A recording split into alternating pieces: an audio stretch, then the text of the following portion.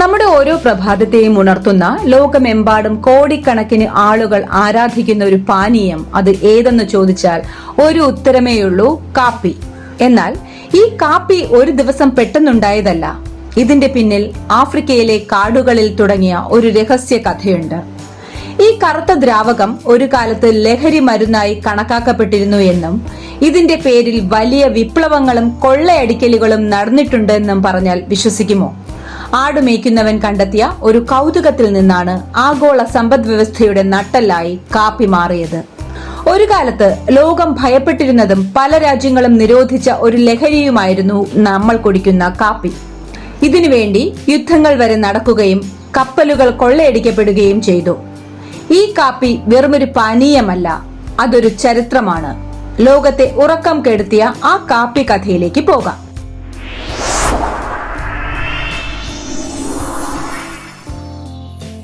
AD 880 എത്യോപ്യയിലെ കഫ എന്ന സ്ഥലത്ത് കാൽഡി എന്നൊരു ആട്ടിടയൻ തന്റെ ആടുകളെ കാണാതെ പേടിച്ചു നടക്കുകയായിരുന്നു. ഒടുവിൽ അയാൾ അവയെ കണ്ടെത്തി. പക്ഷേ ആട്ടിടയൻ കണ്ട കാഴ്ച വിശ്വസിക്കാനായില്ല. ആടുകൾ നിലത്തു നിൽക്കാതെ തുള്ളിച്ചാടുന്നു. വല്ലാത്തൊരു ഊർജം അവയിൽ കാണുന്നു. സൂക്ഷിച്ചു നോക്കിയപ്പോൾ അവ ഒരു പ്രത്യേകം ചെടിയുടെ ചുവന്ന പഴങ്ങൾ കഴിക്കുന്നത് അവൻ കണ്ടു. ആ പഴത്തിന്റെ ഗുണമറിയാൻ കാൽഡി അത് നേരിട്ട് കഴിച്ചു നോക്കി. ഉടൻ തന്നെ അവനും ഊർജ്ജസ്വലനായി. കാൽഡി ഈ വിവരം അടുത്തുള്ള ഒരു സന്യാസിയെ അറിയിച്ചു. ഇത് പിശാചിന്റെ കനിയാണെന്ന് പറഞ്ഞ് അദ്ദേഹം ആ പഴങ്ങൾ തീയിലിട്ടു. എന്നാൽ തീയിൽ വെന്ത വിത്തുകൾ ലോകത്തെ മോഹിപ്പിക്കുന്ന ഒരു സുഗന്ധം ഉയർന്നു വന്നു. ആ വറുത്ത വിത്തുകൾ വെള്ളത്തിലിട്ട് അവർ കുടിച്ചു നോക്കി. അതായിരുന്നു ലോകത്തെ ആദ്യത്തെ കാപ്പി. പ്രാർത്ഥനകൾക്കിടയിൽ ഉറക്കം വരാതിരിക്കാൻ സന്യാസികൾ ഇത് ഉപയോഗിച്ചു തുടങ്ങി.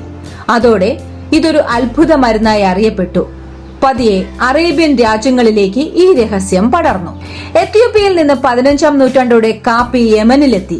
അവിടെ നിന്നാണ് മോക്ക എന്ന പേര് ലോക പ്രശസ്തമായത്. അറബികൾ കാപ്പിയുടെ പ്രാധാന്യം മനസ്സിലാക്കി അത് ലോകത്തിന് വിട്ടുകൊടുക്കാതെ കാത്തു സൂക്ഷിച്ചു.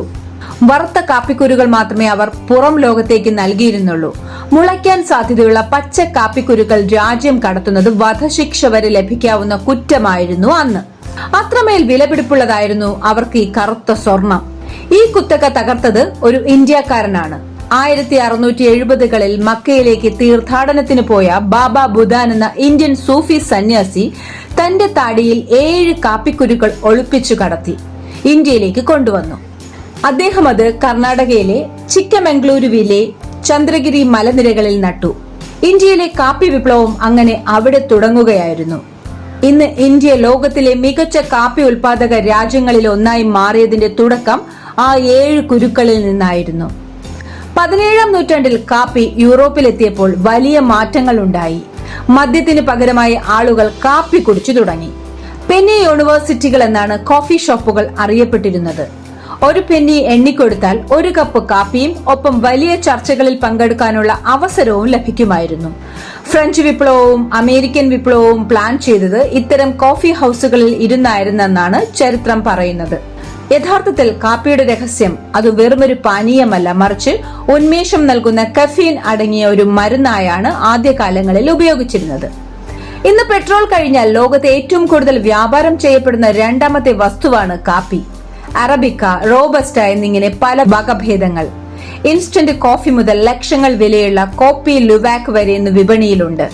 ഓരോ വർഷവും ലോകം കുടിച്ചു തീർക്കുന്നത് ഏകദേശം 400 ബില്യൺ കപ്പ് കാപ്പിയാണ്. ഇന്ന് കാപ്പിച്ചിനോ ആയും ലാറ്റെ ആയും നമ്മൾ കുടിക്കുന്ന കാപ്പിയുടെ പിന്നിൽ ഇത്രയും വലിയൊരു ചരിത്രമുണ്ട്. അടുത്ത തവണ നിങ്ങൾ 1 കപ്പ് കാപ്പി കുടിക്കുമ്പോൾ ഓർക്കുക, ഇതിന്റെ ഓരോ തുള്ളിയിലും നൂറ്റാണ്ടുകളുടെ ചരിത്രവും സാഹസികതയുമുണ്ട്. ലോകത്തെ മാറ്റിമറിച്ച ഈ പാനീയത്തെക്കുറിച്ചുള്ള നിങ്ങളുടെ അഭിപ്രായം താഴെ കമന്റ് ചെയ്യുക. ഈ വീഡിയോ ഇഷ്ടപ്പെട്ടാൽ ലൈക്ക് ചെയ്യുക, സബ്സ്ക്രൈബ് ചെയ്യുക. അടുത്ത വീഡിയോയിൽ വീണ്ടും കാണാം.